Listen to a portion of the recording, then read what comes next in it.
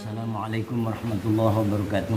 Waalaikumsalam. Bismillah, alhamdulillah, wassalatu wassalamu ala rasulillah Sayyidina Muhammad ibn Abdullah. La hawla wa la quwwata illa billah, amma ba'du. Masya Allah. Ayyuhal musyahidun rahimakumullah. Kali ini Khawadimin Nahdiyin adalah jenah dari lembaga NU, LBM, juga ada dari LD.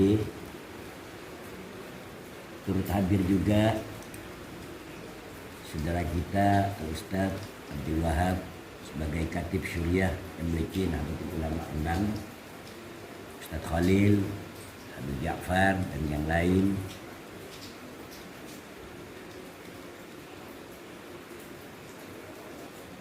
Ini mau menggelar satu majelis musyawarah atau dengan istilah yang sangat jelas adalah obrolan yang isinya tentunya akan mengetengahkan mabhas yang sangat bermakna dalam rangka mengisi waktu dan lembaran syahri Ramadan yang sangat penuh dengan rahmat dan barokah ini.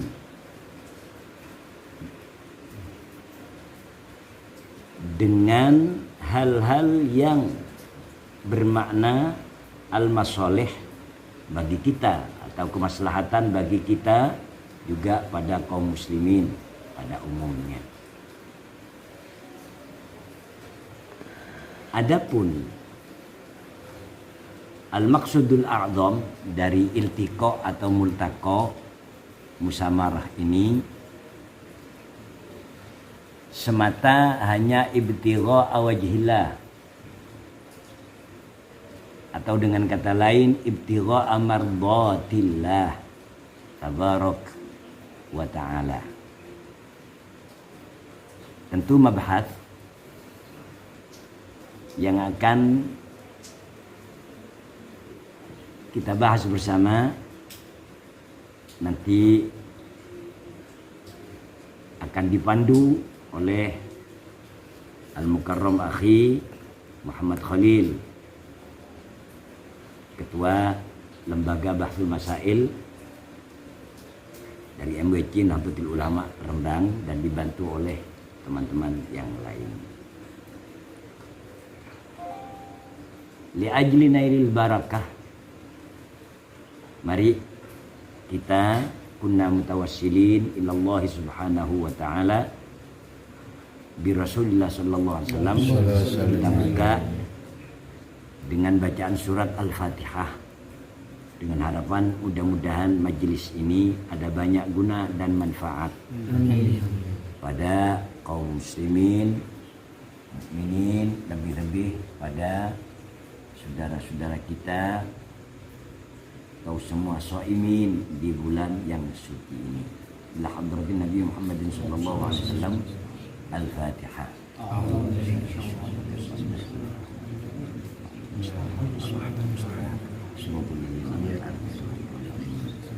Oh iya saudara, alhamdulillah. Dengan turut hadirnya saudara kita ini yang pakai jaket hijau, yang sekarang dia lagi berposisi di lajnah lembaga dakwah MBC Nahdlatul Ulama Rembang yang namanya cukup viral.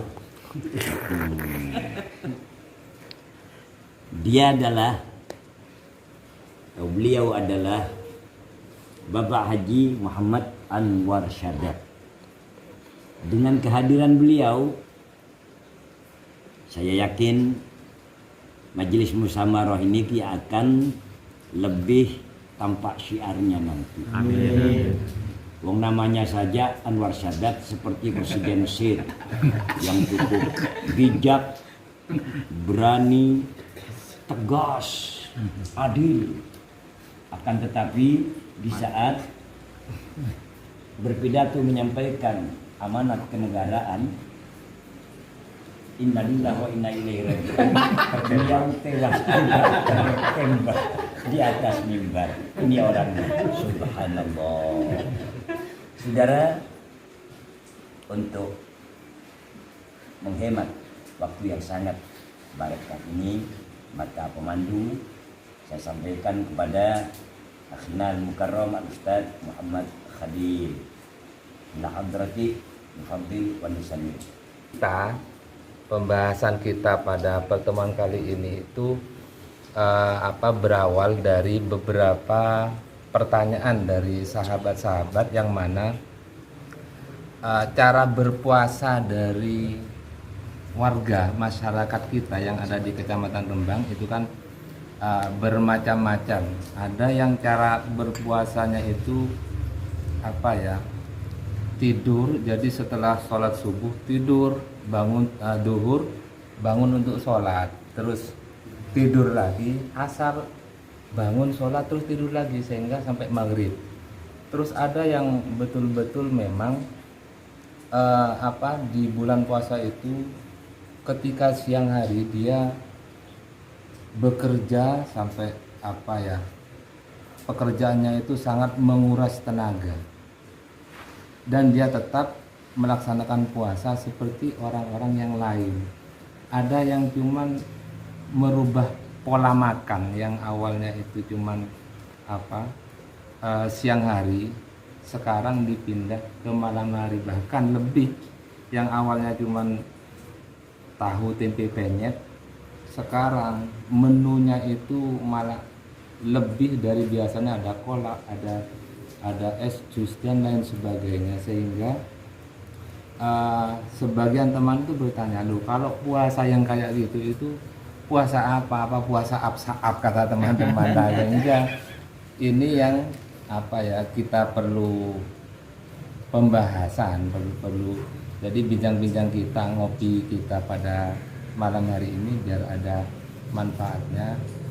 Kalau menurut jenengan gimana, Ustaz, terkait dengan puasa absaab itu?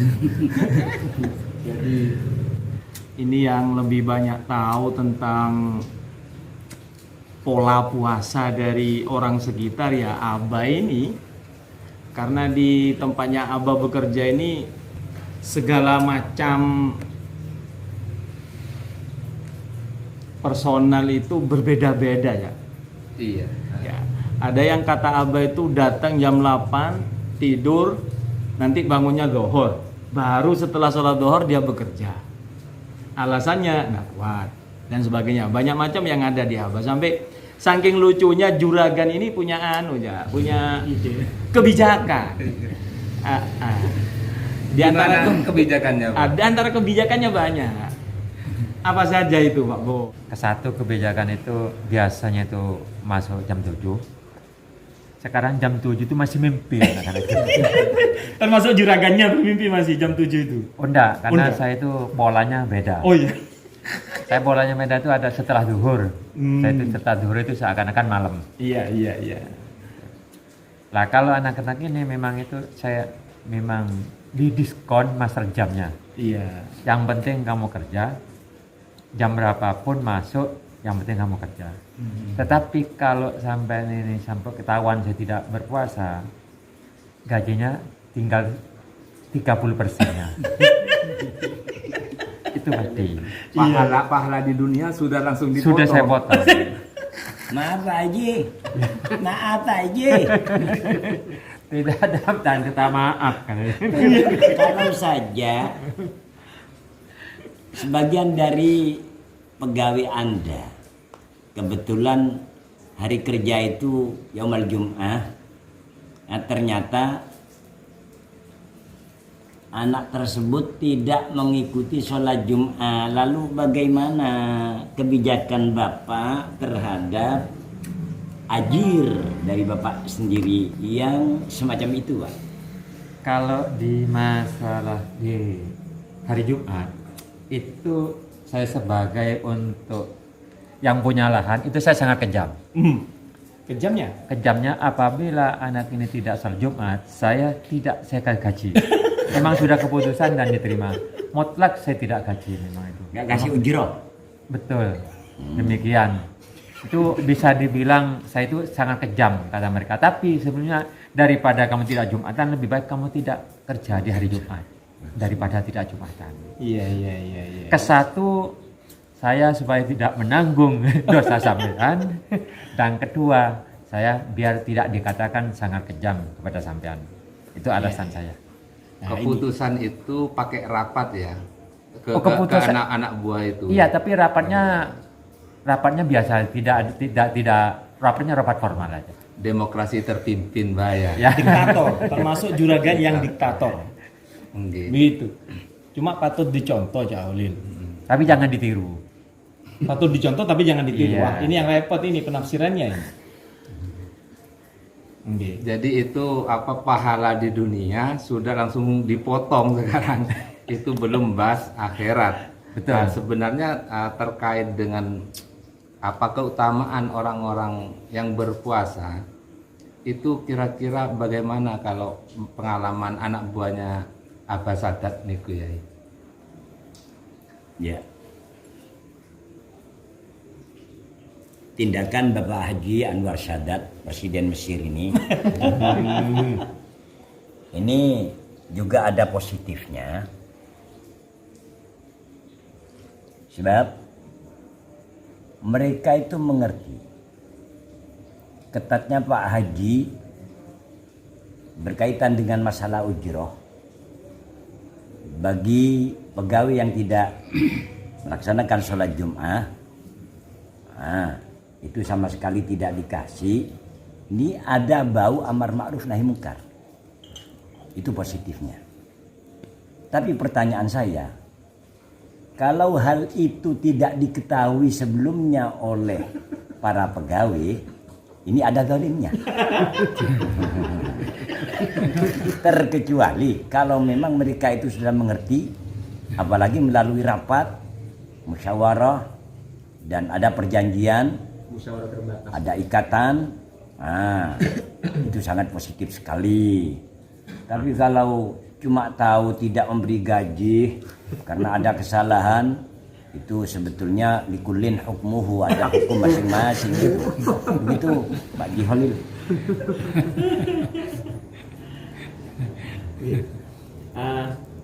Terkait itu Maling, kalau memang itu yang terjadi di orang awam seperti yang tadi disampaikan Cak Holil, ada yang puasanya hanya merubah pola makan, ada yang habis subuh tidur, zuhur bangun, sholat, tidur lagi. Itu menurut fadhail puasa pripun tingkatannya? Apakah ada fase-fase tertentu atau bagian-bagian tertentu mengenai puasa yang semacam itu? Yang Anda bertanya sama siapa? Tentu tengjenengan. Pertanyaan ini berarti fokusan pada Yai. Nggih. Ya jangan toh, semua itu punya Jadi itu kan bakat. puasa itu ya. Nggih. Tetap puasa orangnya tapi pola makannya itu diganti lah istilahnya. Sebetulnya begini, Bismillahirrahmanirrahim.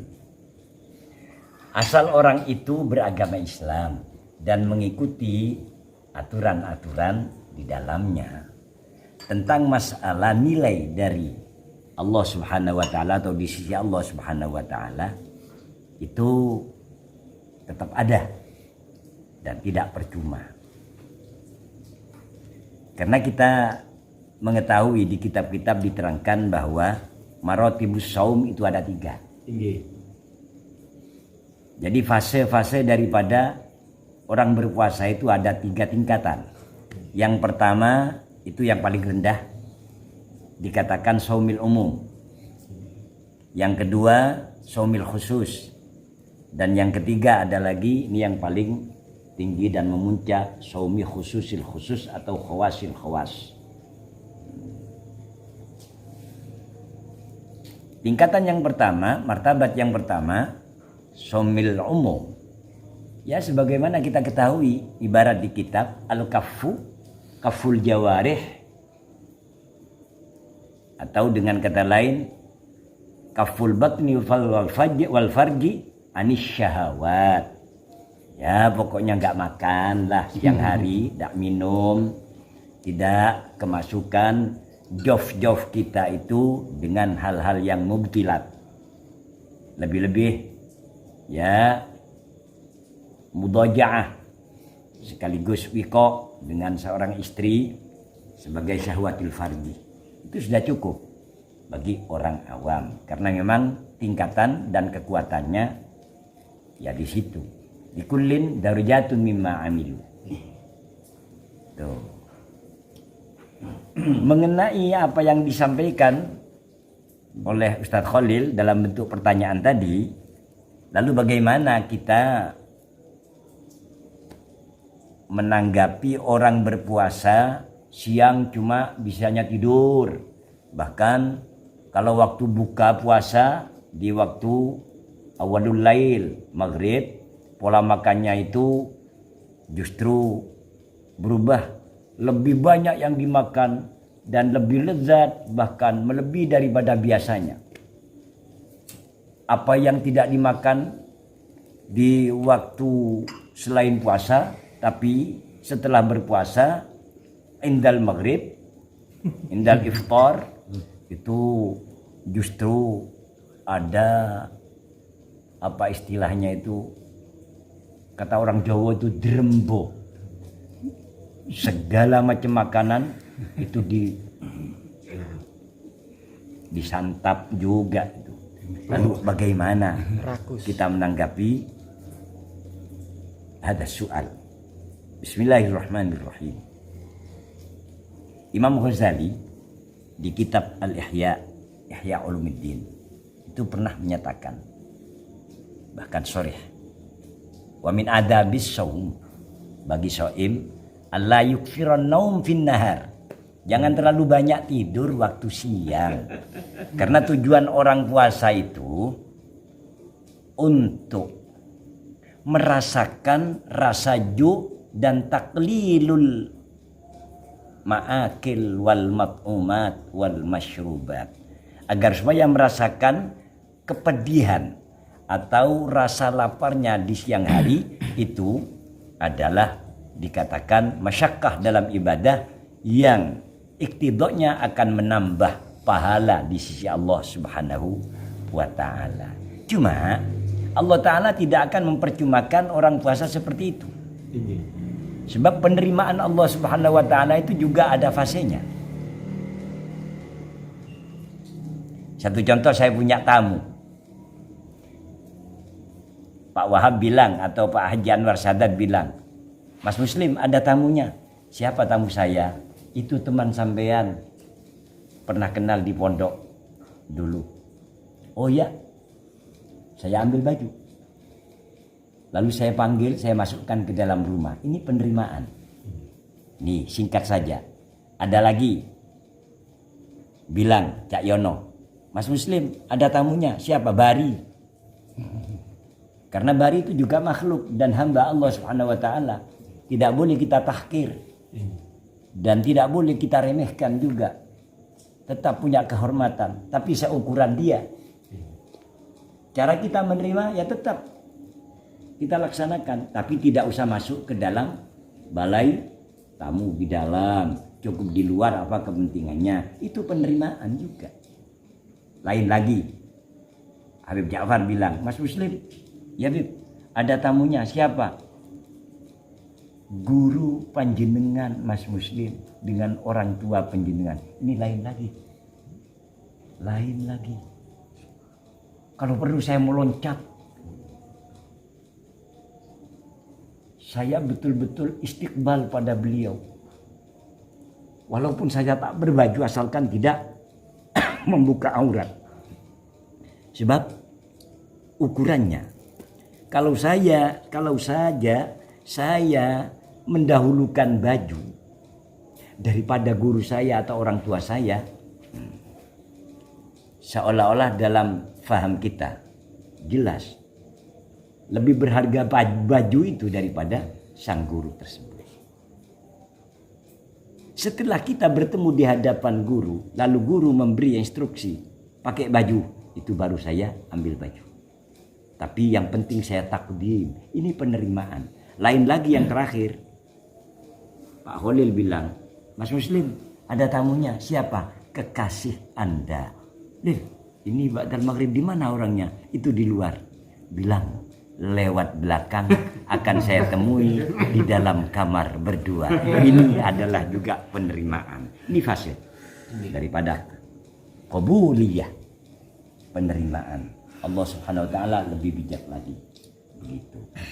Yang kedua, ada lagi orang puasa itu adalah martabatnya shaumil khusus. Shaumil khusus itu kaful jawarih anil dzunub wal atham.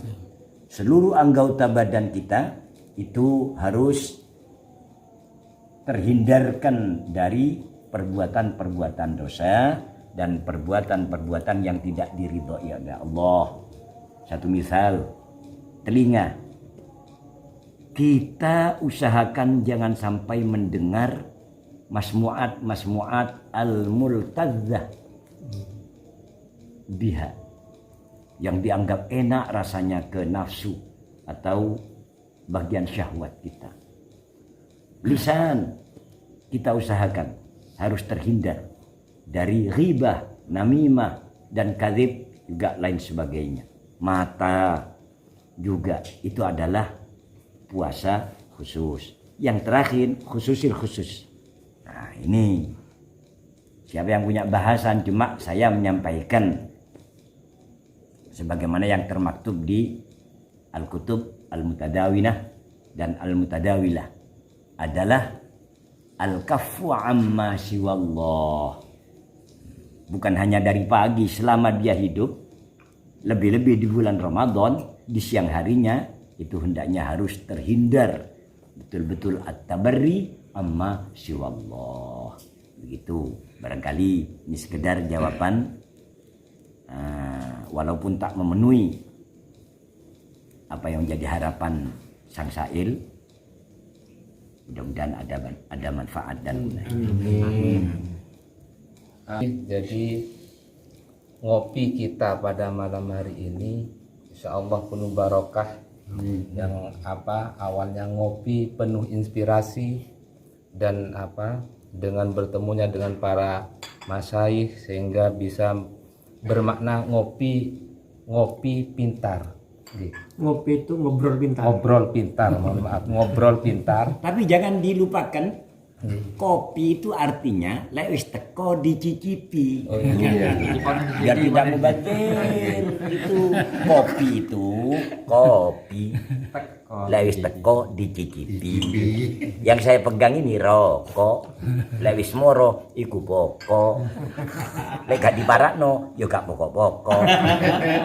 Lebih-lebih ini dalam bahasa Arab ini ada rokok ini. Ro'a yara ru'yatan nomor an fawaro'in wadaka mar'iyun.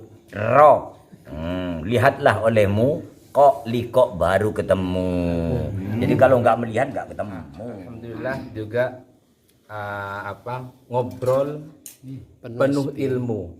Dari awalnya penuh inspirasi, ngobrol pintar dan ngobrol penuh ilmu. Semoga obrolan kita pada malam hari ini bermanfaat untuk kita khususon dan untuk seluruh masyarakat secara amah. Amin. Semoga kita bertemu lagi dengan Ramadan tahun berikutnya sehingga kita bisa mengadakan ngopi-ngopi lagi di tahun depan. Wallahul muwaffiq ila aqwamit thoriq. Assalamualaikum warahmatullahi wabarakatuh.